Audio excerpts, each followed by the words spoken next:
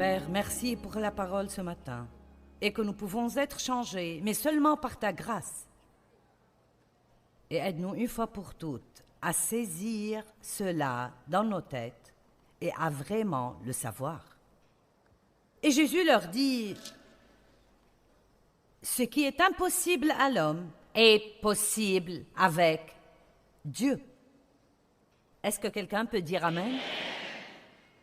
Ce que vous ne pouvez pas faire et que je ne peux pas faire, Dieu peut le faire. Ce qui est impossible à l'homme est possible avec Dieu. Immergeons-nous dans cela une minute pour que ça ne glisse pas juste sur vos têtes et nous passions simplement à la chose suivante. Ce que vous ne pouvez pas faire, Dieu peut le faire. Peut-être que vous ne pouvez pas changer vos enfants, mais Dieu le peut. Vous ne pouvez pas faire que quelqu'un que vous aimeriez voir être en relation avec Dieu aime Dieu, mais laissez Dieu travailler en eux pendant un moment. Je ne peux pas changer mes circonstances, mais Dieu le peut. Je ne peux pas me faire aimer de tous ceux que je sers, alors j'ai laissé ça à Dieu. Dieu peut me donner la faveur. C'est étonnant ce qui arrive quand nous commençons à prier et à croire à la faveur surnaturelle. La grâce et la faveur imméritée. C'est Dieu qui vous donne des choses que vous ne méritez pas, qui vous ouvre des portes dont vous n'auriez jamais imaginé qu'elles aient pu s'ouvrir, qui vous donne une promotion pour laquelle vous n'êtes même pas qualifié.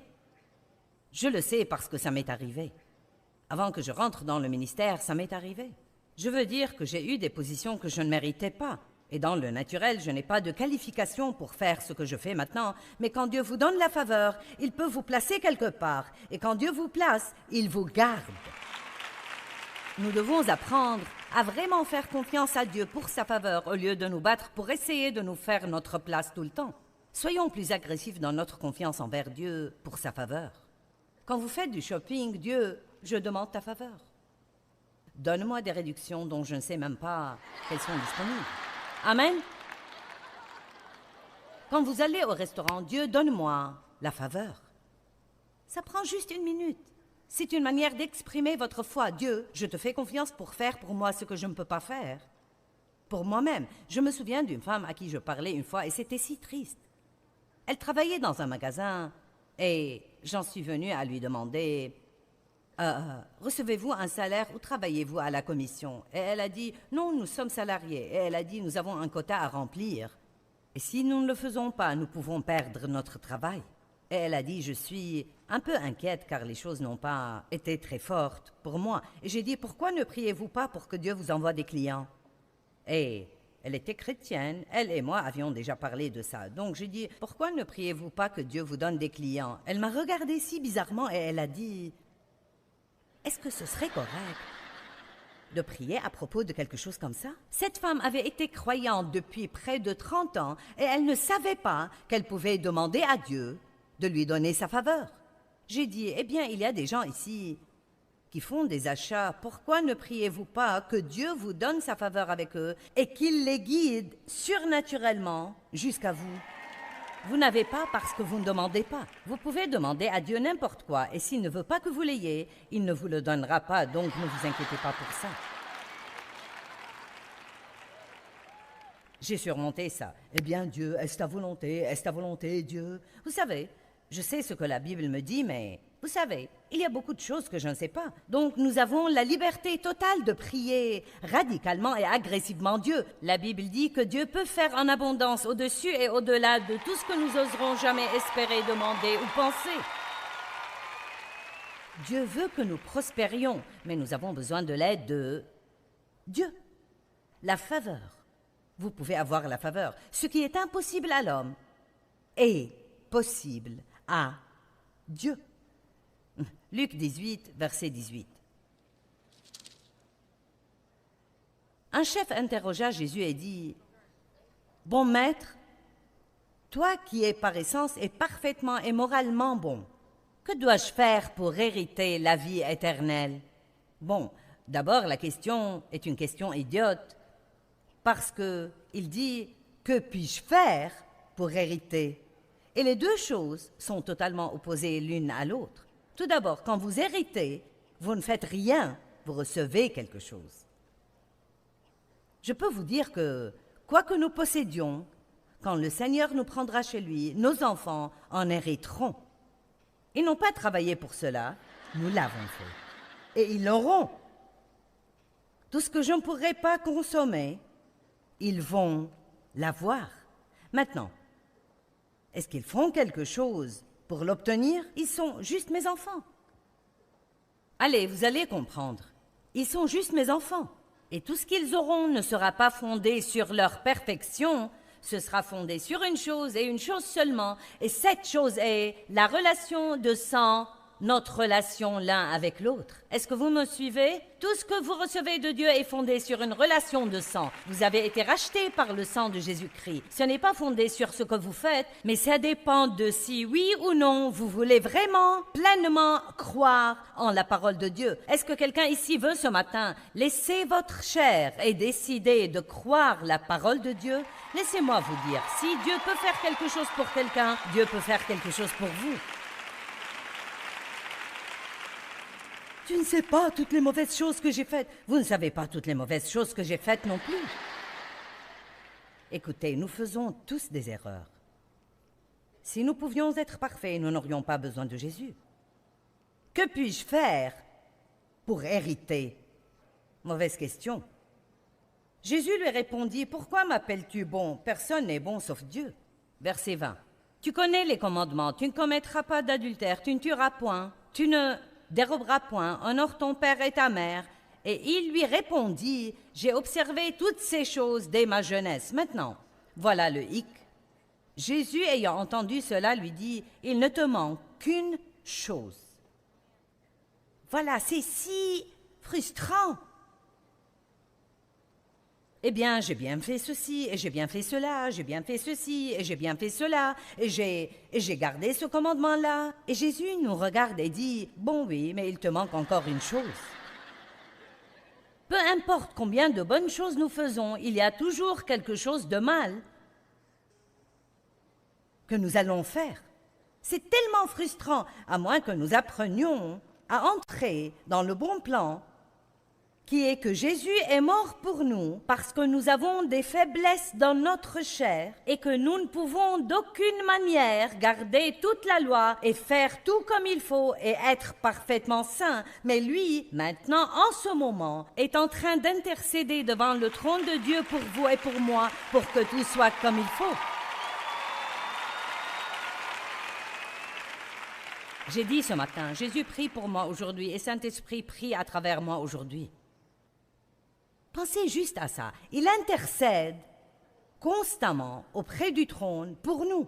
Et la Bible dit que Dieu nous voit. Il choisit de nous voir juste parce que nous sommes en Christ. Il choisit de nous voir comme la justice de Dieu. Il choisit de nous voir justifiés, juste comme si nous n'avions jamais péché, juste parce que nous croyons. Nous croyons. Nous héritons. Nous sommes co-héritiers avec Christ. Tout ce pourquoi il a payé et qu'il a racheté, nous l'obtenons. Tout ce pourquoi il a travaillé, tout ce pourquoi il est mort, nous l'obtenons. Par la grâce, par la foi. Par la grâce, par la foi. Par la grâce, par la foi. C'est fourni par la grâce de Dieu. C'est acheté par la grâce de Dieu. Et la foi, c'est seulement la main qui se tend et qui dit « Je le prends ». Parfois, nous pouvons être confus concernant la foi et nous pouvons penser, tu sais, je l'ai obtenue à cause de ma foi. Tout ce que vous avez à faire, c'est croire. Juste croire. Mais j'ai lu quelque chose il y a de nombreuses années et ça m'a vraiment béni. La foi n'est pas le prix qui achète la bénédiction de Dieu. Elle est payée totalement par la grâce de Dieu, par le sang de Jésus. Écoutez, la foi, c'est uniquement la main qui se tend et la reçoit. Vous savez, obtenir signifie gagner par des luttes et des efforts. Mais recevoir signifie être juste un réceptacle et prendre tout ce qui est offert. Avez-vous obtenu le salut, la bénédiction? Avez-vous obtenu votre percée? En vérité, si nous avons eu une de ces choses, ce n'est pas parce que nous l'avons obtenue. C'est parce que Dieu l'a donnée. Avez-vous obtenu une percée? Non, je ne pourrai jamais obtenir une percée, mais je prie que Dieu m'en donne une. Je prie qu'il en télécharge une pour moi. Il vous manque encore une chose. Par exemple, peut-être que vous priez 2 heures par jour et vous avez la capacité donnée par Dieu de mémoriser des chapitres entiers dans la Bible. Je parlais à Marilyn Hickey l'autre jour, une grande femme de Dieu, et juste en bavardant, elle a dit « J'ai mémorisé tout le livre de l'Apocalypse il y a des années. » Ça m'a donné une crampe au cerveau.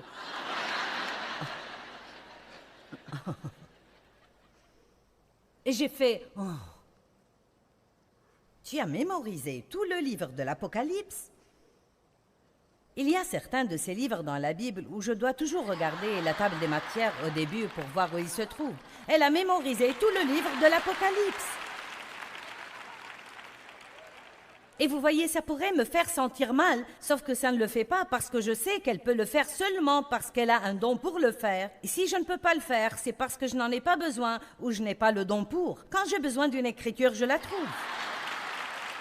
Je ne les ai pas mémorisés, mais j'ai ce dont j'ai besoin. Ils arrivent d'ici et de là, et je ne sais pas exactement où ils se trouvent, mais ils sont tous là, ils sont corrects.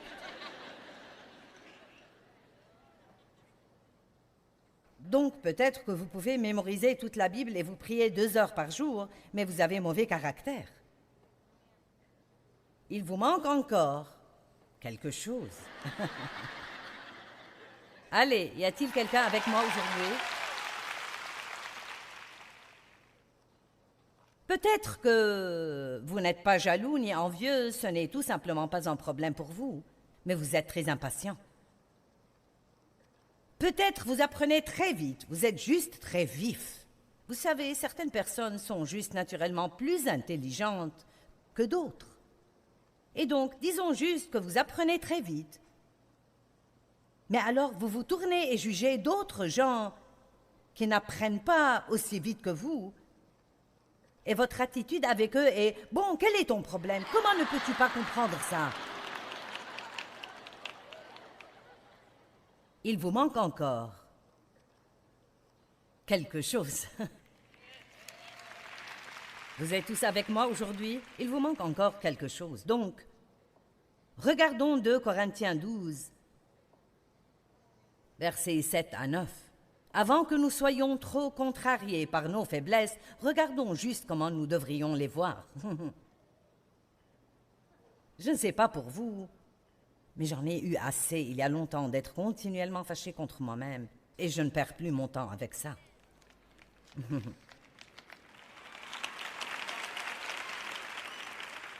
Combien d'entre vous ne vous entendez pas très bien avec vous-même? Ça fait beaucoup de gens. Si vous ne vous aimez pas, vous êtes sur un chemin difficile. Je dis ça tout le temps. Partout où vous allez, vous êtes là. Vous savez, je suis devenue consciente il y a des années du fait que je ne peux pas me débarrasser de moi. Vous ne vous éloignez jamais de vous-même une seconde. Vous ne pouvez pas aller à la salle de bain sans vous. Vous ne pouvez pas vous doucher sans vous. Vous ne pouvez rien faire sans vous. Et sérieusement, si vous ne vous aimez pas, vous êtes tout le temps fâché contre vous-même. Et si quelqu'un faisait la paix avec soi-même aujourd'hui? 2 Corinthiens 12, verset 7. L'apôtre Paul, « Et afin que je ne sois pas enflé d'orgueil. » Rappelez-vous notre petit ballon hier soir que nous avons gonflé. Et comme le ballon, parfois nous sommes pleins d'air chaud et nous sommes si remplis de nous-mêmes. Et puis, rappelez-vous, j'ai lâché le ballon, il s'est envolé et s'est vidé. Et c'est ainsi que nous sommes. Nous disons, béni soit Dieu, je pourrais faire ceci. Oh oui, mais il y a encore cette chose. Afin que je ne sois pas enflé d'orgueil et trop exalté à cause des révélations si extraordinaires qui m'ont été données, Dieu utilisait Paul d'une manière étonnamment stupéfiante. Vraiment. Il a reçu, par révélation, il a écrit les 2 tiers du Nouveau Testament. Et donc, afin qu'il ne soit pas enflé d'orgueil, il m'a été mis une écharpe dans la chair, un messager de Satan destiné à me torturer et à me harceler pour m'empêcher d'être excessivement exalté. Donc, quelque chose de le harceler continuellement, le gêner tout le temps, que c'était une personne ou une faiblesse personnelle ou quelque chose dans son corps physique. Ce que c'était n'est pas important. Je pense que ce qui importe, c'est que c'était là. Et il semble que c'était un don de Dieu. C'était quelque chose que Dieu permettait dans sa vie. Dieu ne nous donne jamais rien de mal, mais parfois il va permettre certaines choses, car même si ça n'a pas de sens pour nous, ce sera en fin de compte mieux pour nous spirituellement. Vous voyez, c'est comme si chaque fois que j'ai un problème et que dès que je prie, Dieu m'en délivre surnaturellement, je penserais que ce serait magnifique. Mais vous savez quoi? Ce ne serait pas la meilleure chose pour moi spirituellement. Vous savez pourquoi? Parce que je n'aurais jamais à exercer ma foi. Ma patience ne grandirait jamais. Je n'apprendrai jamais comment avoir de la ténacité. Je laisserai tomber trop facilement. Donc Dieu ne me délivre pas sur le champ dans sa sagesse, parce qu'il y a des choses plus profondes qu'il veut que nous apprenions. Et nous sommes toujours concernés seulement par notre présent, notre confort immédiat, mais Dieu est plus concerné par les valeurs éternelles qu'il plante à l'intérieur de nous. Donc Paul voulait être débarrassé de cette contrariété, irritation, frustration, quoique c'est été, et nous en avons tous. Et Dieu a dit non. Maintenant, regardez. Joyce, s'il te plaît, ne me dis pas que je ne vais pas être débarrassée de cette chose qui me gêne. Eh bien, je le laisse juste entre vous et Dieu, je suis... Mais il m'a dit, bon, d'abord, verset 8, « 3 fois j'ai supplié le Seigneur et l'ai imploré à ce sujet et l'ai prié de l'éloigner de moi. » Je peux vous dire que j'ai prié plus que 3 fois pour certains de mes trucs. Et il m'a dit, « Ma grâce, ma faveur, bienveillance et miséricorde te suffit. C'est suffisant contre n'importe quel danger, et j'adore cette partie, et te permet de supporter vaillamment les problèmes. » En d'autres termes, arrête de t'en plaindre. Lève-toi comme un homme ou une femme de Dieu et dis, je ne m'attends pas à ce que tout dans ma vie soit parfait. J'ai la puissance du Saint-Esprit dans ma vie qui me permet de faire tout ce que j'ai besoin de faire et de le faire avec le sourire aux lèvres. Alléluia. Ma force et ma puissance sont rendues parfaites, accomplies et complètes et se manifestent plus efficacement dans ta faiblesse. Êtes-vous avec moi maintenant? Où la puissance de Dieu sera-t-elle à l'œuvre? Où va-t-elle se manifester s'il n'y a pas de faiblesse? Maintenant, je n'invite personne à avoir des faiblesses, mais je vous dis que si vous en avez, ce n'est pas la fin de tout, et Dieu vous aime toujours, et il va quand même travailler avec vous, car si nous n'avons jamais de raison d'avoir besoin de Jésus, nous allons arrêter d'avoir besoin de lui. Et c'était beaucoup plus important pour Paul de ne pas devenir orgueilleux et plein de lui-même que d'être délivré d'une faiblesse qu'il avait, quelle qu'elle ait été. Savez-vous que la chair peut s'approprier une quantité donnée de gloire et une quantité donnée de succès avant de tomber? Et pour être honnête, il est bon pour nous de temps en temps de ne pas faire ce qui est parfait et d'avoir à gérer le fait que nous ne sommes, après tout, que des gens comme tout le monde. Certains d'entre vous le comprennent, certains froncent les sourcils et baissent les yeux.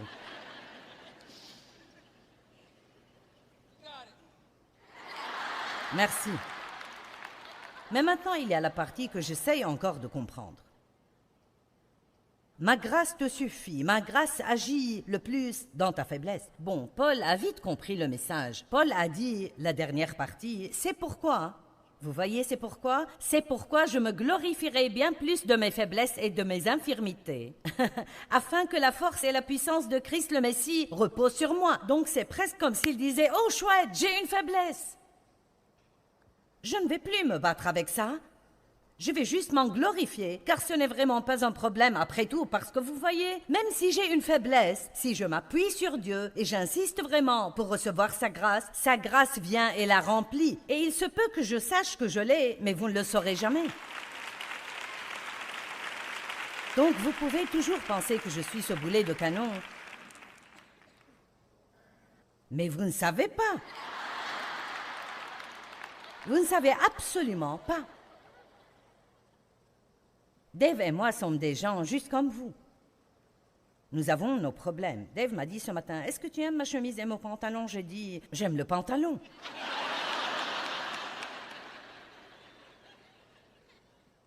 Et alors il m'a dit, « Êtes-vous prêt pour cela ?» Bon, j'ai 70 ans. Je pense que j'ai l'air plutôt bien pour 70 ans. Je veux dire, je n'aurai pas 70 ans avant juin, mais j'aurai 70 ans en juin. Donc, il me dit ce matin, « Tu as une petite poche juste là. » Bon, vous savez, franchement, il y a 20 ans, je serais passée en mode tueuse.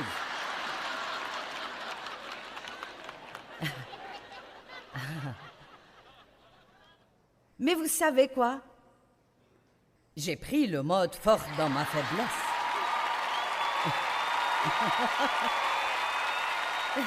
Et ça marche plutôt comme ça. Dieu, aide-moi à me taire, aide-moi à me taire.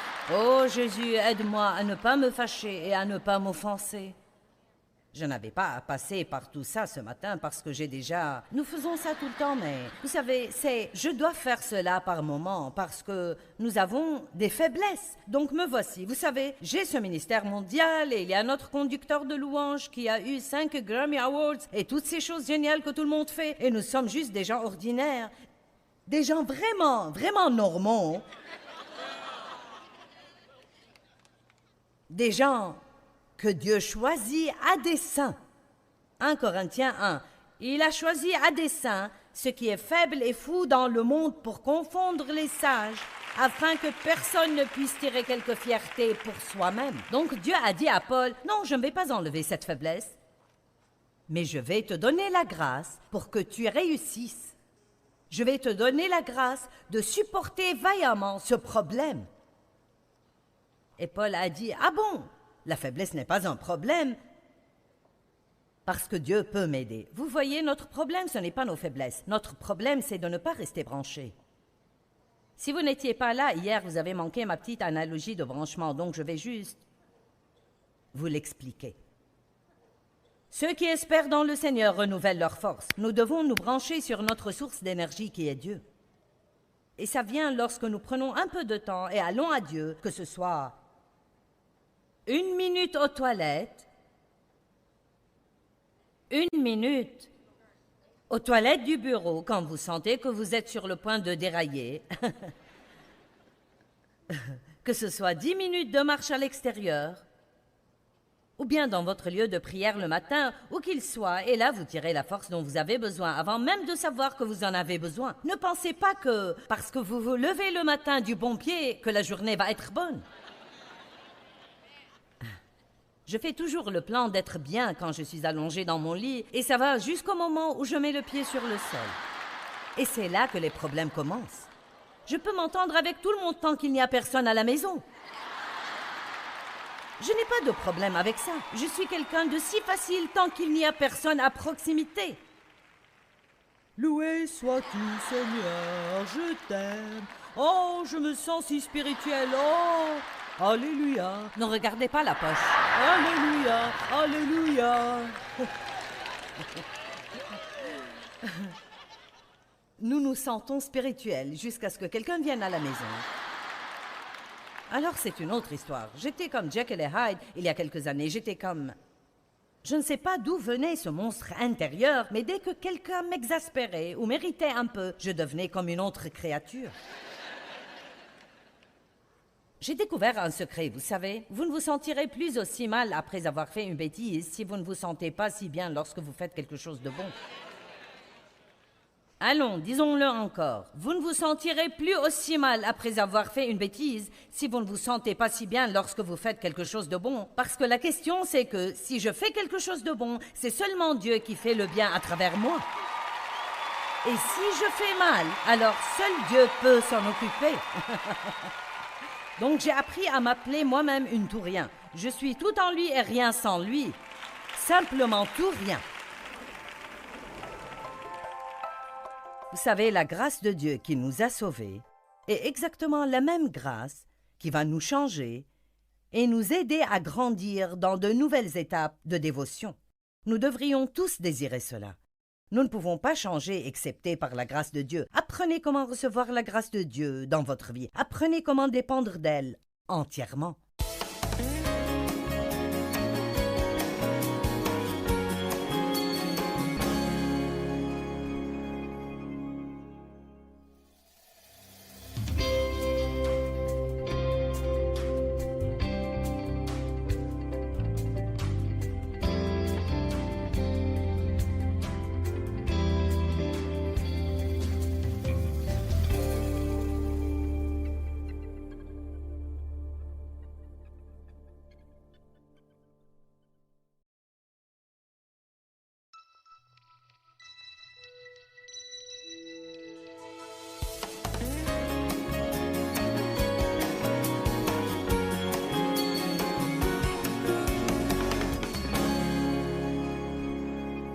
Bien, comment puis-je changer?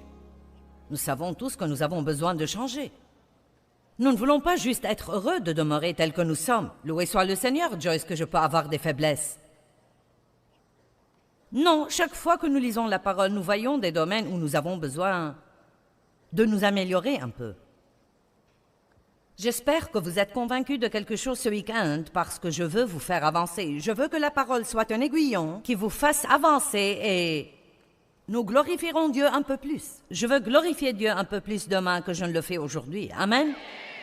Et donc, jetons un coup d'œil à Galates 3, 1 à 3. Comment puis-je changer? Bien, regardons d'abord comment nous pouvons ne pas changer. Ô pauvres stupides, insensés, privés d'intelligence, Floridiens.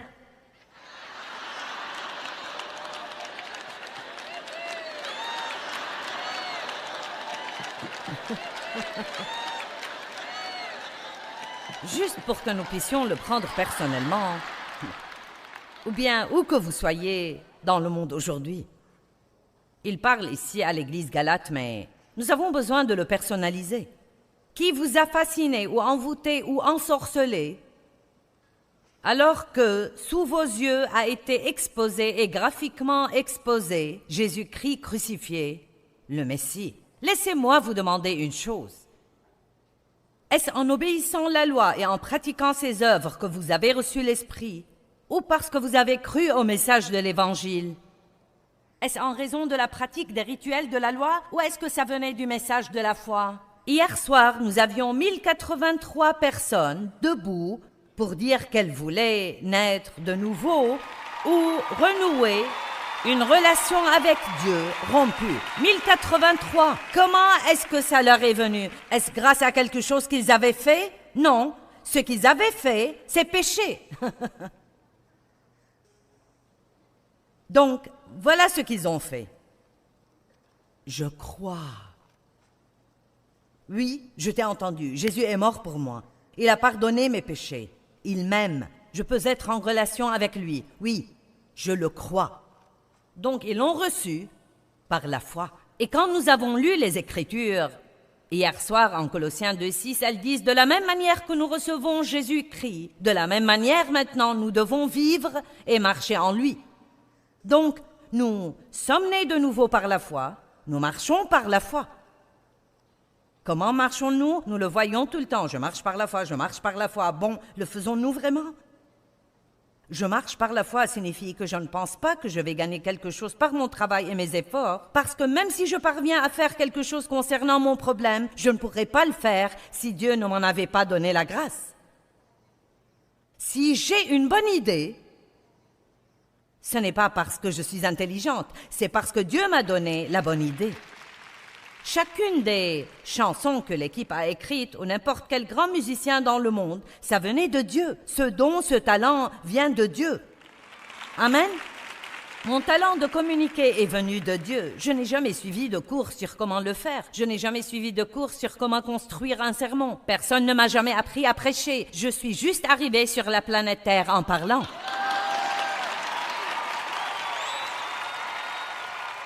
Et je suis une bonne communicante. Je ne parle pas pour parler. Je sais faire comprendre mon idée.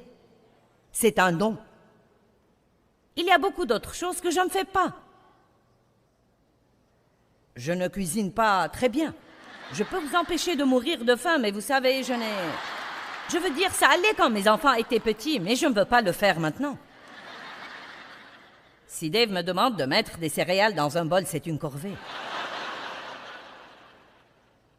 Je lui ai dit quelque chose hier. Nous n'étions pas à la maison et nous étions là depuis un moment. Et il aime manger des œufs le matin et ensuite des céréales, puis des œufs, puis des céréales. Il aime varier. Donc il va manger des fruits chaque matin quand il se lève et puis il mange des œufs et une saucisse. Et le jour suivant, il mangera des céréales. Donc il avait mangé des céréales pendant tout ce temps parce que je ne cuisinais pas. Et donc, j'ai dit, eh bien, tu sais, je peux te faire des œufs un de ces jours. Et je ne voulais pas dire ce jour-là, j'ai dit un de ces jours. Je peux te faire des œufs. Et il a dit, oh, tu veux dire aujourd'hui? Et j'ai dit, oh, non, non, pas aujourd'hui. Je veux dire, ça m'a presque effrayée. C'était, oh, non, pas aujourd'hui. Donc, vous savez quoi? Je ne suis pas une fée du logis. Mais je suis une bonne épouse. Vous n'avez pas besoin d'être normal et comme tout le monde pour être doué dans un domaine. Parce que quoi que vous ne puissiez faire, il y a quelque chose d'autre que vous pouvez faire. Amen? Je ne vais pas aller plus loin avec ça. Laissez-moi vous demander une chose. Comment avez-vous reçu l'Esprit Saint? Était-ce par les œuvres ou était-ce par la foi? Verset 3, j'aime ça. Êtes-vous stupide, inintelligent et insensé à ce point? Vous qui d'abord avez commencé par l'Esprit Saint, recherchez-vous maintenant la perfection par la dépendance à la chair? Waouh, c'était libérateur pour moi quand j'ai lu cela pour la première fois, il y a bien longtemps. Je m'efforçais si dur d'être bonne et j'essayais vraiment fort de ne pas avoir de faiblesse et d'être ce que je pensais que Dieu attendait de moi. Et j'étais juste tout le temps si frustrée.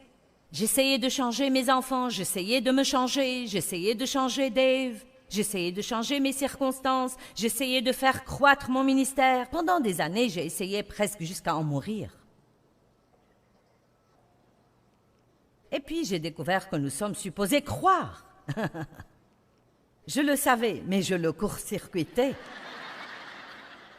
Je veux dire, je croyais vraiment que Jésus était mon sauveur, mais je suppose que j'avais l'impression qu'il fallait que je fasse le reste.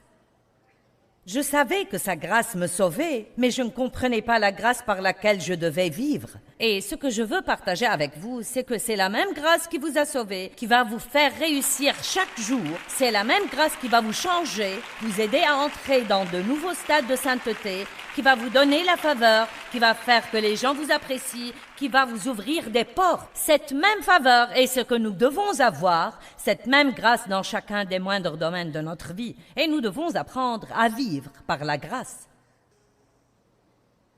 Et ensuite, la vie devient bonne. Ouh. Et juste au cas où vous penseriez que vous êtes un cas spécial et que ça n'a aucune chance de fonctionner pour vous, eh bien ce soir, je vais parler d'une grâce spéciale pour un cas spécial.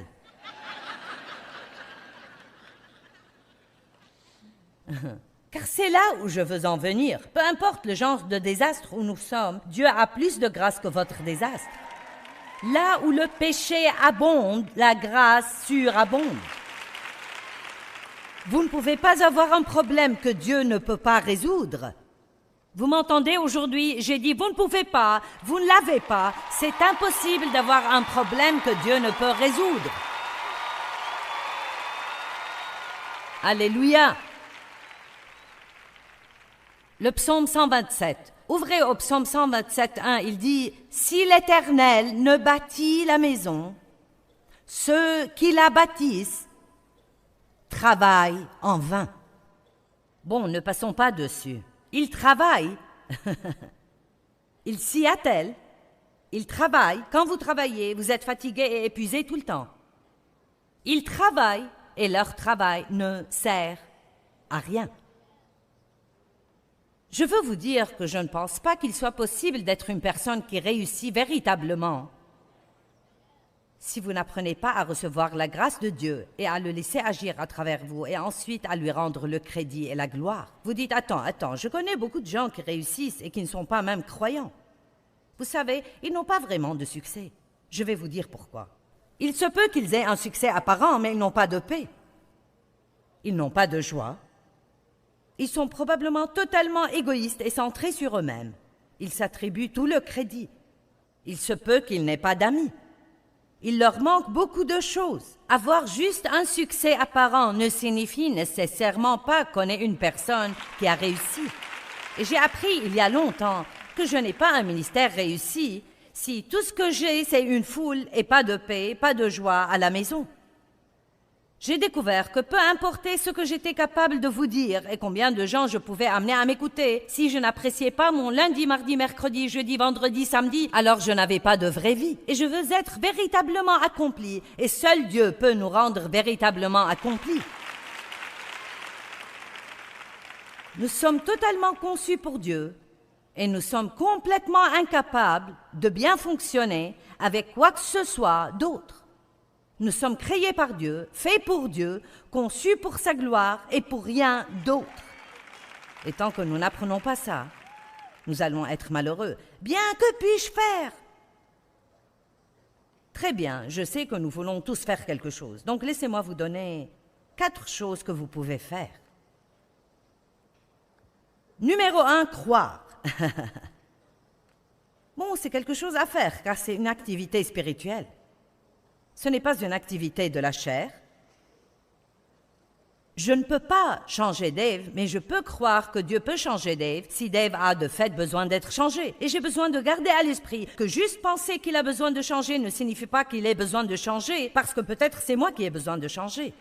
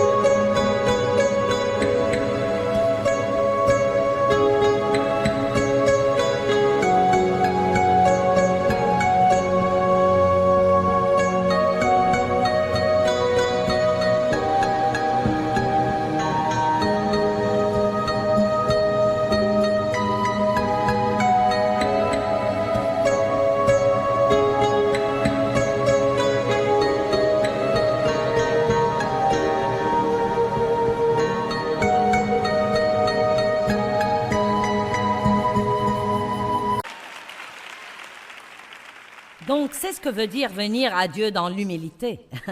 Avant de commencer à prier pour que quelqu'un d'autre change, vous feriez mieux de dire « Oh Dieu » au cas où.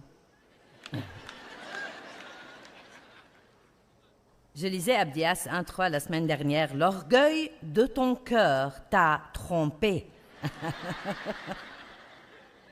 Oh là là, nous pouvons juste penser que nous n'avons aucun problème, que tous les autres ont tous les problèmes. Et c'est juste parce que nous ne nous voyons pas nous-mêmes. Nous regardons les autres à travers une loupe, mais nous avons ces verres de lunettes roses avec lesquels nous nous regardons. Amen? L'orgueil de notre cœur peut nous tromper. Donc même si nous prions pour que les autres changent, faisons attention comment nous prions. Donc je vais vous dire ce que je fais. Chaque fois que je prie pour Dave sur n'importe quel sujet, je prie toujours pour moi en même temps. Je vais à Dieu et je nous présente comme un groupe. Amen? Jean 6, 28 et 29. Puis ils dirent, verset 28, « Que nous faut-il faire ?» Vous savez, je pense qu'il y a un petit démon envoyé de l'enfer. Nous en avons tous un. Peut-être un sur chaque épaule. Ce petit personnage bizarre, louche, affreux, gluant et niais, est assis juste par là et il ne fait que crier dans notre oreille toute la journée. « Que vas-tu faire? Que vas-tu faire? Que vas-tu faire? Que vas-tu faire? Que vas-tu faire? » Et nous nous sentons obligés de faire quelque chose. J'ai entendu parler de ton problème, que vas-tu faire? Et nous nous sentons presque idiots si nous disons « je ne sais pas ». Mais nous devons dire « rien de ce que je ferai ne fera une différence. J'attends que Dieu fasse quelque chose. Mais si Dieu me montre quelque chose, je le ferai. Et ce que je fais, je dois le faire par sa grâce. Donc c'est seulement lui qui le fait à travers moi. » C'est juste un cauchemar pour notre chair, car la chair veut s'attribuer la gloire. La chair veut se vanter et avoir des applaudissements. Oh, merveilleuse chair!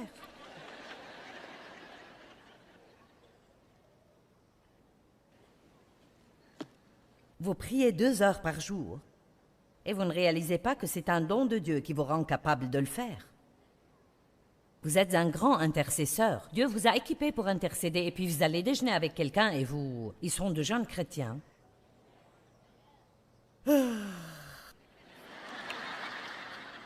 Oh, ne vous inquiétez pas pour moi, je suis juste fatiguée parce que je me lève si tôt pour prier.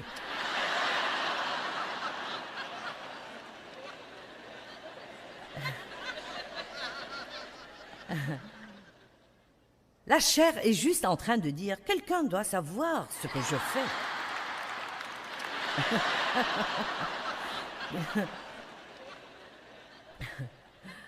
Quelqu'un doit savoir. Oh, vous vous levez tôt pour prier? Oui, je me lève tous les matins à 5 heures. Et je prie jusqu'à 7, oui. Et ils font « oh ». Donc voilà votre chair qui a eu ce qu'elle voulait. Elle se gonfle, vous pouvez le sentir. Donc afin de nous garder de nous gonfler et trop nous exalter à cause de l'importance de notre vie de prière, il nous a été donné en ce jour-là une épine dans la chair. Il vous manque encore une chose. Est-ce qu'il y a quelqu'un ici aujourd'hui? Vous savez, j'aurais pu éviter cette épine dans la chair si j'avais pu éviter l'orgueil d'essayer de tirer gloire pour ce que Dieu faisait. Disons juste que vous baillez juste sincèrement et si quelqu'un dit « Es-tu fatigué ?» Dites juste « Oui. »« Oh, t'es-tu levé tôt ce matin ?»« Oui. » S'ils insistent « Pourquoi ?» Dites, eh bien, je me lève tôt pour prier. Oh non, ne me donne pas la gloire. C'est juste que Dieu travaille en moi pour me permettre de le faire. C'est comme ça que nous pouvons nous épargner d'avoir des problèmes tout le temps. Que nous faut-il faire pour travailler aux œuvres de Dieu? Que pouvons-nous faire pour réaliser ce que Dieu demande? Jésus leur répondit, verset 29, « L'œuvre, le service de Dieu, c'est de croire. » Bon, il doit y avoir quelque chose d'autre. Non, pour sûr, c'est tout ce qui est dit. C'est de croire en celui qui l'a envoyé. C'est que vous restiez fidèles, ayez confiance, dépendiez et ayez foi dans son messager. Vous devez vous appuyer sur Dieu. Bon, comment puis-je savoir si je crois? C'est extrêmement simple. Vous voulez le voir? Hébreux 4, 3.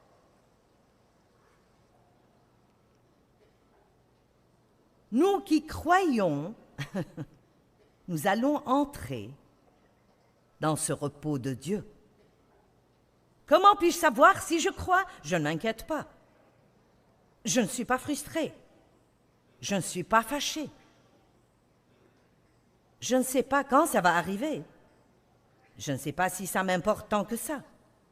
Dieu va le faire au bon moment, quand c'est le temps et qu'il est prêt. Essayez de le faire accélérer, il ne marchera pas. J'ai découvert que Dieu n'est généralement pas en avance, mais il n'est jamais en retard.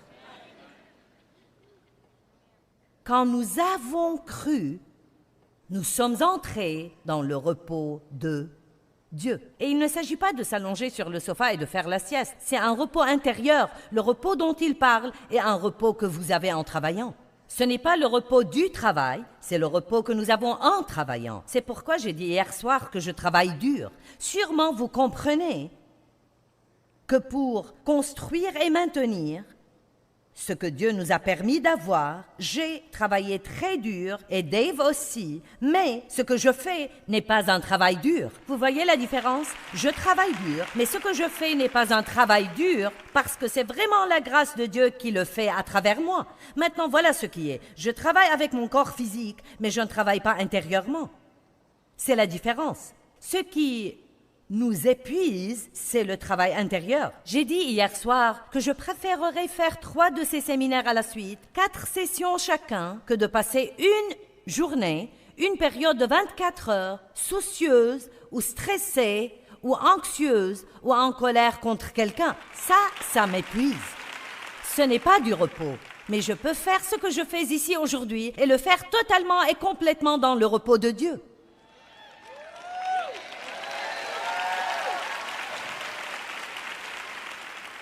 Je n'essaye pas de vous impressionner. J'espère que vous m'aimez bien, mais sinon vous devez prendre ça à Dieu. Donc vous voyez que je ne vis pas sous cette pression? Savez-vous quelle pression c'est quand vous sortez au milieu des gens et vous croyez qu'il faut les impressionner? Personne n'est libre, personne n'est totalement libre jusqu'à ce que vous n'ayez plus besoin d'impressionner quelqu'un. Nous n'avons pas à nous impressionner les uns les autres. Il faut que nous nous aimions, il faut que nous nous servions, il faut que nous utilisions le don que Dieu nous a donné au bénéfice des autres. Ils utiliseront leur don à notre bénéfice. Vous n'avez pas à rester là à être jaloux parce qu'une de ces filles ici peut si bien chanter. Il faut que vous réalisiez que Dieu a mis ce don en elle pour vous. Elle travaille, vous êtes assis là et en profitez. Amen. Pas de comparaison. Pas de compétition. Vous n'avez pas à être comme quelqu'un d'autre. Soyez en totalité et en entièreté vous-même. Wow! Et puis les versets 10 et 11 dans Hébreux 4 disent « Empressons-nous donc d'entrer dans le repos de Dieu. » Verset 10 « Car celui qui entre dans le repos de Dieu se repose de ses œuvres, de la fatigue et de la peine du travail humain, comme Dieu se repose des siennes. » Comment pouvez-vous dire, si vous êtes dans la foi, vous avez le repos de Dieu? Deuxièmement, vous pouvez faire ce que Dieu vous conduit à faire. Il y a l'obéissance et il y a l'action qu'il faut faire parfois pour résoudre les situations où nous sommes. Mais c'est une folie de juste monter votre propre plan et d'essayer de faire quelque chose pour voir si ça marche. Ce que nous pouvons faire, c'est ce que Dieu nous conduit à faire. Dieu a dit à Moïse, « Tends ton bâton au-dessus de la mer Rouge et elle va s'ouvrir. » Bien, je ne pense pas. Mais il a obéi et Dieu l'a ouverte. Je viens ici, j'ouvre ma bouche et Dieu se manifeste. Vous voyez, beaucoup de gens ne vont même pas venir. Vous savez, faites ce que vous pouvez faire. Vous pouvez travailler. Donc, travaillez. Si vous n'avez pas de travail, vous pouvez en chercher un. Mais vous ne pouvez faire que quelqu'un vous embauche. Seul Dieu peut le faire. Donc, il faut que nous fassions la part que Dieu nous montre. Si vous avez blessé quelqu'un durement et Dieu vous pousse à aller vous excuser, alors humiliez-vous et allez le faire. Vous ne pouvez pas faire qu'il vous pardonne, mais vous pouvez faire votre part. Regardez, ce qu'il faut faire, c'est la part que vous pouvez faire. Peut-être avez-vous terriblement blessé quelqu'un, peut-être que vous avez détruit une amitié, et peut-être que vous ne voyez aucun moyen pour vous de la restaurer, et vous regrettez de tout votre cœur d'avoir fait cela, mais c'est trop tard parce que maintenant il n'y a aucun moyen de réparer. Mais Dieu pourrait la réparer. Bon, et que puis-je faire? Si Dieu vous y conduit, allez vous humilier et dites « C'était entièrement ma faute, je suis vraiment désolé, pardonne-moi. » Mais s'il ne vous pardonne pas, maintenant c'est entre Dieu et eux, ce n'est plus votre problème. Allez, est-ce qu'il y a quelqu'un avec moi aujourd'hui? Faisons ce que Dieu nous montre, parce que c'est la foi. La foi sans les œuvres est morte, mais nous ne pouvons nous approcher avec toutes ces œuvres et pas de foi. Ça ne servira à rien. J'aimerais vous montrer Éphésiens 6, mais nous n'avons pas le temps ce matin. Il y est dit, ayant répondu à toutes les exigences de la crise, tenez-vous fermement à votre place. Et ce mot, tenez-vous, est le même mot qui est traduit par demeurer en Jean 15. Ayant fait tout ce qu'exige la crise, Faites ce que Dieu vous montre, engagez une action, utilisez votre volonté, soyez énergisés par la grâce de Dieu. Et, vous savez, nous ne rejetons pas les responsabilités. Je veux dire que nous avons des responsabilités. Nous devons faire ce que nous savons que Dieu nous donne à faire, mais nous pouvons aller au-delà, car c'est là que les problèmes surviennent, quand nous commençons à essayer de faire arriver quelque chose que Dieu seul peut faire arriver. Une femme m'a dit l'autre jour, elle a dit « Il y a quelque chose que vous avez dit qui a changé ma vie. » Je l'ai rencontrée dans un magasin. J'ai dit « J'attends de savoir ce qu'est cette grande chose. » Et elle a dit « Vous avez simplement dit « Laissez Dieu être Dieu. » Et vous voyez, tout est possible avec Dieu, mais nous avons besoin de libérer le passage et de le laisser être Dieu. Nous devons essayer d'arrêter de diriger l'univers et laisser Dieu être Dieu dans nos vies. Vous savez, la grâce de Dieu qui nous a sauvés est exactement...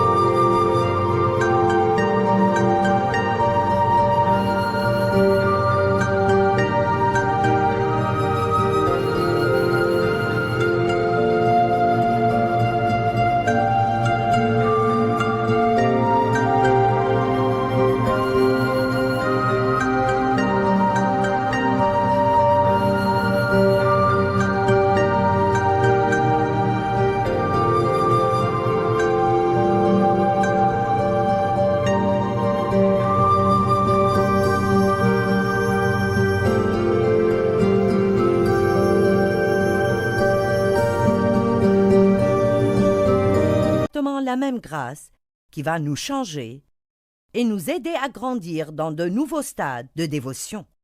Nous devrions tous désirer cela. Nous ne pouvons changer sauf par la grâce de Dieu. Apprenez comment recevoir la grâce de Dieu dans votre vie. Apprenez comment dépendre d'elle en toutes choses.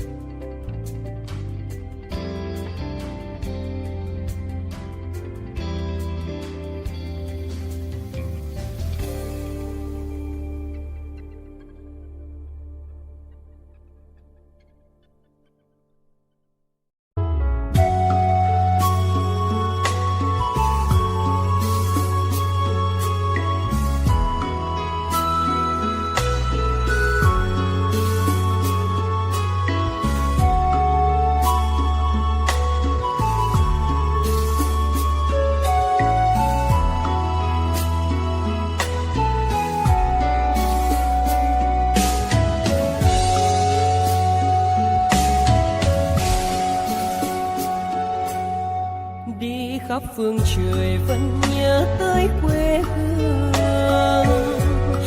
Người về đây thăm làng trù quê mẹ và làng sen quê cha, xúc động bồi hồi người rơi giọt lệ. Thương mái nhà tranh, thương đất mẹ